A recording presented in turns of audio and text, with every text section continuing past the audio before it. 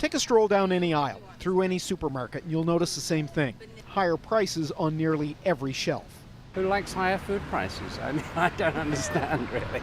I just have to manage the money, try to save the best that I can. Overall, prices are expected to rise 4%, costing a family of four an extra $350 next year for a food bill totaling $8,600. Canada is the only country in the world where you find the food inflation rate to be above 2.5%.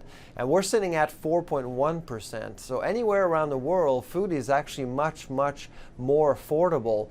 Blame the weakened loonie. The dollar simply doesn't buy as much, especially in the U.S., where we import 80% of our fresh fruit and vegetables. Though rain returning to California could produce a bumper crop and ease prices. When food prices go up, it's felt across the board, of course, but perhaps nowhere more so than places like this. Food banks here at Feed Nova Scotia, they satisfy the hunger of 44,000 people every year.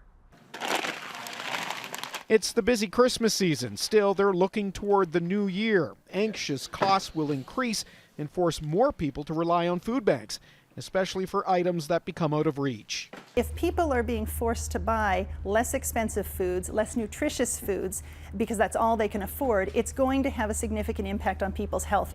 Beef, up 30% the past couple of years, will continue to rise.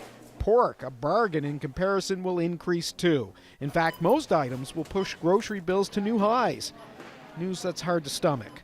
Todd Battis, CTV News, Halifax.